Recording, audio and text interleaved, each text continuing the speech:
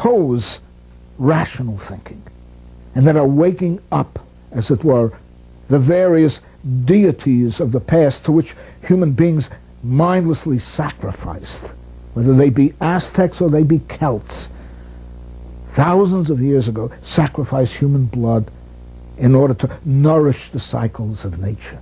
They remind me of an image of nature which is frightening, a somber, sinister form of nature that needs blood. They remind me of a period that whatever the failings of civilization, which have been enormous, and that have taken their toll in blood on an unbelievable scale, no question, and produced suffering that is horrible, have nonetheless also dialectically, like a double helix, had a progressive side, emancipating us from the kinship tie, emancipating us hopefully from gender forms of superiority, emancipating us from gerontocracies, and emancipating us from sinister forces, demonic forces that haunted the human imagination, that gave rise to the horrible witch trials, that gave rise to the terrifying wars of religious wars, crusades, that gave rise to the mass slaughter in which human history has been drenched as well. And to me, it is not that human beings are not civilized, it's that they're not civilized, that they're too civilized. That myth that prevails today among the deep ecology types, or some aspects of them, and other such eco-primitivists, they're all over the place, and mystics. It's not that human beings are too civilized, it's that they're not civilized enough.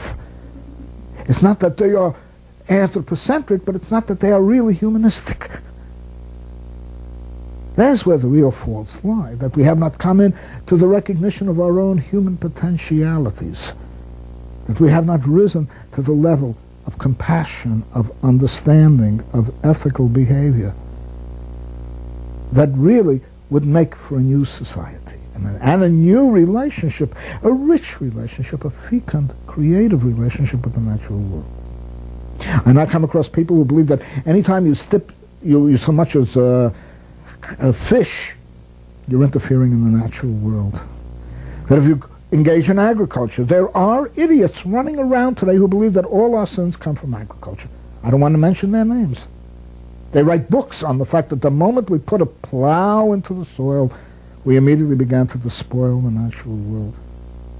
That human beings should, frankly, be almost like the people who live on the Homeric island of the Lotus Eaters. I don't know if many people recall the Odyssey very much, but as Odysseus goes on his journey back to Ithaca from the Trojan Wars, he stops by one island where human beings sit around and eat the lotus. And the lotus makes them forget everything. They have no past, they have no future, they have no tomorrow, they have no yesterday. They have an eternal nowness, a world of eternal recurrence, where spring follows winter, and summer follows spring, and autumn follows summer, and winter finally, and back and back. And they know nothing. And there are people, literally, who all but want to reduce us to that state in the name of eco-primitivism or eco-mysticism, and sometimes in the form, I regret to say this, there are mystics in different national groups, in different ethnic groups, and in different gender groups who are cultivating this universal mysticism. And what concerns me today is, instead of having a social approach to the world, trying to put ecology in a social framework, and try to put the future in a truly social framework, what is happening is that bit by bit, people are moving into a personalistic realm, semi-mystical realm, where they consult astrologers, fortune tellers. They're advertised over cable TV today. Fortune tellers. Very attractive ones to boot, you know. You don't know what kind of conversation you're going to get at the end of the phone, at the end of the 900 number, who'll tell you, do you want to know how to gamble? Do you want to know how to win at horses? Do you want to know who knows what? And people are consulting these people in the millions, perhaps. And people who are mystified completely by intergalactic dramas, of a primitivism going back to the Mesozoic. Need I mention a certain movie which begins with J that is running throughout the country right now, and the dinosaur mania that goes with it, and the imagery, of the beautiful affluent life we lived in the caves during the glacial and interglacial periods, where not a bone has been found that has ever been estimated to be more than 50 years of age. And with an idealization of primitivity, which is not to question the rich wealth of the sensibilities that one finds in Aboriginal peoples. Within the group. Between the groups, forget it. Chronic warfare in most cases. But within the group, that sense of complementarity, the need to, assure that the elderly and that the sick, or whatever you like, are carefully tended for. That sense of what I call usufruct and sharing, all commendable in Aboriginal communities, so-called primitive communities. But how can we take that? Can we return to that world again?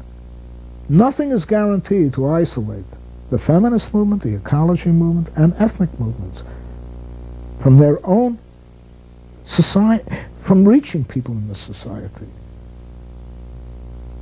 Then condemnations that agriculture is the source of all our sins, that we have to go back and worship pagan deities, which incidentally claimed a hell of a lot of blood and sacrifices, as I happen to know from my own studies of that era and of these practices in the past.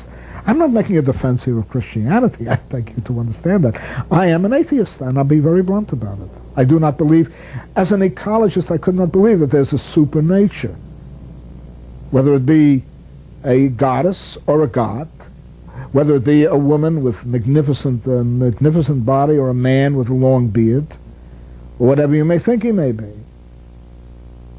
But the idea basically of retreating into that kind of, frankly, isolated world where the persons all accounts look inside yourself, discover your own creative power, so you peel away one aspect of civilization like an onion. And then you peel away another aspect and another aspect. The whole idea that civilization, by the way, is responsible for everything else. If we only went back to our true nature, so like an onion, you peel away one layer and another layer and another layer, and guess what you'll find at the end? Nothing is left but the smell. Because we are all social beings. The most unique feature, one of the most unique features of what constitutes the human, is the fact that we go live through a protracted period of dependency on other people. We are among the most defenseless animals born. And we have a long period of development before we can begin to defend ourselves, find food. Without a community to support us, to first, in fact, literally take us out of the womb, because we are really so incomplete when we are born. We depend upon rich social ties to nourish us, to make us. We're not going to fight our way through the jungle with our nails, with our superior muscularity, with our enormous speed. By comparison with any other animal, we're almost a mess. But what we do have is the ability to grow, and grow subjectively, and grow intellectually. And with that, we need people around us. And so we are above all the most social beings that ever existed. If you want to get to the core of the onion, you're going to find that it isn't an onion anymore, in a sense. Well, it is all of this that has moved my writings to create a new kind of left, a new left. And this new left, in my opinion, must be a new form of politics. I've discussed essentially what are the pillars of my point of view, those things which underpin it. The rest of it is how is one to furnish that infrastructure of ideas, so to speak.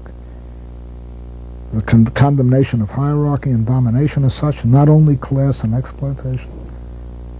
The desire to create